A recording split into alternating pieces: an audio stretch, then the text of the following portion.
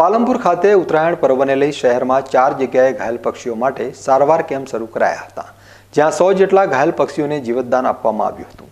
પતંગ દોરા અને ઊંધિયા સાથે પતંગ રસિયાઓએ મકર સંક્રાંતિની મોજ માણતા હોય છે, પરંતુ અનેક નિર્દોષ પક્ષીઓ પતંગ દોરાનો ભોગ બનતા હોય છે। ઉત્તરાયણ દરમિયાન પક્ષીઓ દોરાથી ઇજાગ્રસ્ત અથવા મોતને ભેટતા હોવાના સેંકડો બનાવો બનતા હોય છે। ત્યારે રાજ્ય સરકારે આવા કિસ્સામાં કરુણા અભિયાન શરૂ કરી પક્ષીઓને જીવતદાન આપવાની પહેલ કરી છે।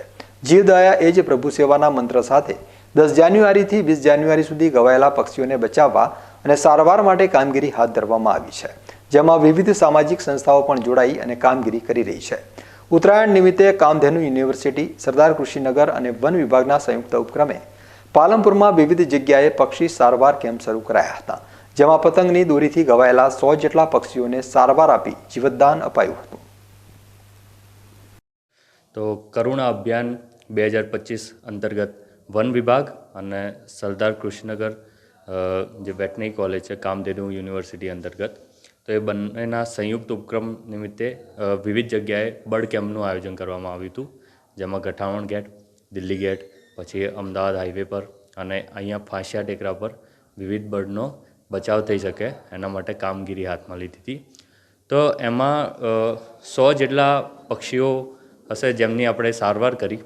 એમાં અમુક જે હતા એમને સિવિયર મતલબ ફ્રેક્ચર્સ હતું, ઘણાના પાંખ કપાયેલી હતી, તો એમની વિવિધ રીતે આપણે ટ્રીટમેન્ટ કરી અને એમને નવજીવન આપ્યું હતું। એ બધા જ પક્ષીઓને આપણે ફાંસિયા ટેકરા પર રેસ્ક્યુ કરેલા છે અને એમને હજી 3 દિવસ સુધી સારવાર આપવામાં આવશે અને એમને નવજીવન આપવામાં આવશે। ઉત્તરાયણમાં પતંગની દોરીનો સૌથી વધુ ભોગ કબૂતર બન્યા હતા। આ ઉપરાંત હોલો, ટીટોડી, બગલો, પોપટ, સમડી જેવા પક્ષીઓ પણ ઇજાગ્રસ્ત થયા હતા, જેમાં મોટાભાગના પક્ષીઓની પાંખો કપાઈ ગઈ હતી, જેઓને સારવાર અપાઈ હતી।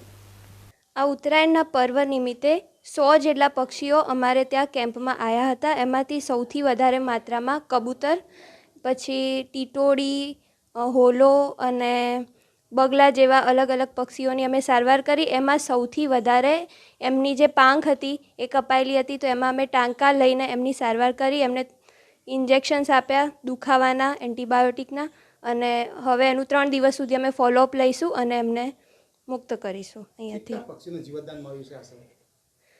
આશરે અમે જે કાલે કેમ્પમાં ટ્રીટ કર્યા એમાંથી 3 જ મર્યા હતા, બાકીના 20-25 જેવા તો મતલબ એમને જીવનદાન મળી ગયું। આમ પતંગ રસિકોની મજા વચ્ચે વેટરનરી વિદ્યાર્થીઓએ પક્ષીઓને સારવાર આપી જીવતદાન આપ્યું હતું।